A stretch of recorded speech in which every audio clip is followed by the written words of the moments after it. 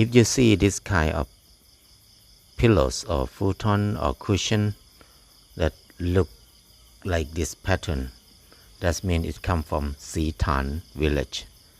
They used K-pork to stuff inside, and then in the past they do hand weaving about 20 years ago, but now they use the cloth from the factory. It's different from before now, and then all these pillows will be sold all over the country, everywhere. It come from only this village. What I want to share is not about the pillow. It's about a community's life. Because this village is quite big. It's about 6,000 people live in this village. And all of them know each other very well. Ban Sritan is in Yasothon province in the northeastern of Thailand. This village is quite unique because they have tradition to rely on each other so much here. They build road, they build building, public building by themselves quite a lot. Every morning between 5:30 to 6 o'clock, most of people will have a sticky rice basket like this or some food. They will come and wait for the monks on the main road every morning. This is the social time for them. They come and talk and gossiping and chatting. This is the way they enjoy their life. This is the way they communicate together. They waiting for the monks. But the monks will come for collecting alms in the morning every day. They have 3 big Buddhist temples in this village. There are many monks live here. Monks and villagers, they have very close relationship together because they help each other quite a lot. Monk is very important in the communities. In the past, most of young men have to ordain at least one time in their life. But now the world has changed so much. But people still ordain, but not as much as before.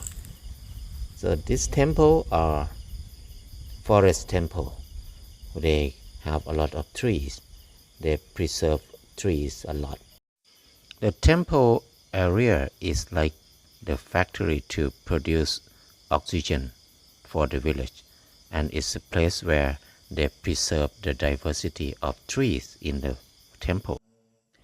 Villagers and monks, they depend on each other quite a lot in this village. Most of villagers will go to the temple or give food to the monks because monks did not work for food. They just practice in spiritual way, and then they help mental support to people mainly. So they did not work like normal people. But the different from other people is the monks will not own anything in their life. They have only one black bowl and a few pieces of cloth that they use daily. That's all they process in their life. That's the normal monk will be like that. But now many monks in Thailand, they changed a lot. They did not follow the teaching much. But the monks in this village are forest monks. They are very strict. They quite good in preserve the old tradition of monks here. So monks will be the place where people will come and make merit. Making merit is mean you donate something to the temple or to the monks, or you come to meditate with the monks. That's what they call merit. But when many people donate things to the monks will not own much thing in their life. So left over, they will return it back to villagers For example, like when people give food to the monks every day, but the monks will not eat much in each day. They eat only one meal a day. Left over, the villagers gonna take it back home or eat them together. It is very sustainable way of living in the temple like this, because monk is the people who consume less, use less, and work a lot on their mind, on their practice. In the past, temple is the very important part of the communities, because it is a place where people can share things together. For example, if some family they are poor or they don't have food to eat, they have some problem, so they will go to the temple. Everybody go to the temple in the past, and then they bring food to the temple. Rich people or people who have more will bring more food, more stuff to the temple. And people who don't have anything, they just go and help with labor in the temple. So all the food will be piled up in the temple every morning. And the monks will take the food only what they need. And then they will take only the amount that they can finish it, because monk can eat only one meal a day here, and the rest of it they just give it back to people. So after the monks took the food, villagers going to take the rest of the food. After that, they take the food and eat together. They sit and eat together in the temple. And if they have leftover, they can put in their basket and bring it back home to their kids, to the family at home who did not come to the temple. So even people who have no food or nothing to eat in the communities, they still survive, just come to the temple. The temple is the place where anybody can come and join and eat the food, and join to work and help anything in the temple. So it's very important part of the communities in the past. Now many villages don't have that tradition anymore, but Sritan village still have that. They still practice that until now. Nothing changed much. That's one thing had changed here is when they have the ceremony, when they have the big event in the village, many people will set up a stand or a booth like a restaurant. They will cook and make a lot of food and then give it for free to everybody. So this is what they call they making merit. Merit is mean sharing to other people. So it's become popular in this village now. Every time when they have festival, when they have some event in the village, people are gonna come and then they bring a lot of food to cook and then give to people. This is what they feel happy with it. People from everywhere, they come and they enjoy food a lot. They can walk around and eat all the time. Even ice cream, they have a lot of ice cream. This one they have deep fried ice cream. Look at the kids stand in a long line for deep fried ice cream. So people enjoy eating a lot here. And the people who cook, they are happy that people eat their food. Many of them bring back home like this. This is the tradition. I think it's very fun to have some communities like this. It's very fun. People in this village, they have festival, they have fair, they have something fun almost every month here.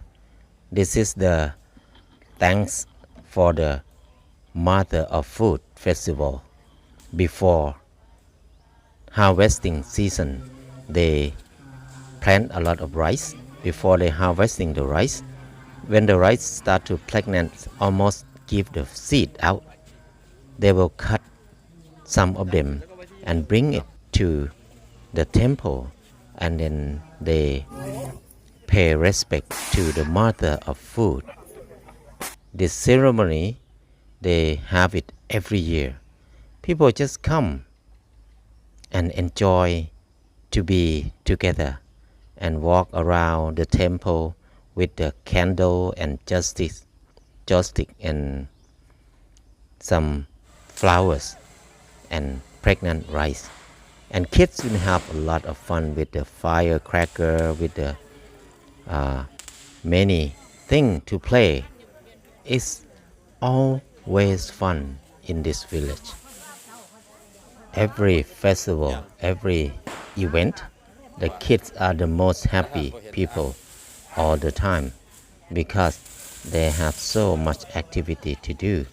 They love firecracker and they love lantern like this. They play every year, never get tired of it. And kids, they make everything themselves. They make firecracker by themselves. They make the lantern by themselves too. It's fun for them. It's a kind of learning in their life. They have many fun festival or fun event almost every month in this village. But one thing is very popular in this province is Rocket Festival. Rocket Festival is every year. They have it in May. This ceremony is just to send a message to goddess of rain, to ask for rain, because this area is very dry in the past. So they have this tradition often, almost every year. But now they have COVID, they have to stop it. One tradition is very special in this village is they don't wait for help from the government so much. Whenever they need to do something, they will help a lot. For example, this one, they dug a big pond, about 5 acres pond, to get a water. So they built up the water system for the whole village without money from the government. So the monks is the leader of this project. The monk bought some fund or some material, and villagers will give labor and help everything. This is one of the biggest water tank that I ever seen in my life. It's so big, but monks and villagers help each other. No budget from government yet. Even roads, many roads in the village, monks will looking for cement and other material for building. Villagers will be labor and food. So they solve their own problem without waiting for help from outside much. I think this is the power of people. When we come together, we can do a lot and help a lot. People in general will say that, oh, if I have no money, I cannot do anything. That's what many people like to say. But people in this village, they think different. No money or have money is not a problem. They will do what they need to do. They will solve their own problem. To be self-reliant in the community level is very important tradition. I think it's important to bring it back for our life now. We need to be self-reliant.